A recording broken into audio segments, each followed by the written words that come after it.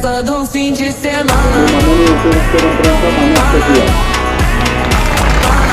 आणि मानस असताना आंदोलन जे काय चालू असतं ते आंदोलन चालू असताना माननीय उपमुख्यमंत्र्यांना विचारल्याशिवाय यायचं नाही असं मी धोरण ठेवलेलं आहे.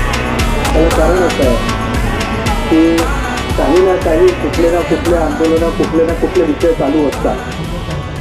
त्या सर्व याच्यात आपण उठायचं जायचं भेटायचं आणि काहीतरी बोलायचं हे योग्य नाही. त्याच्यामुळे मी त्याच वेळेला आपल्या सहकाऱ्यांनी बघितलं असेल की त्याच वेळेला मी देवेंद्रजींना मेसेज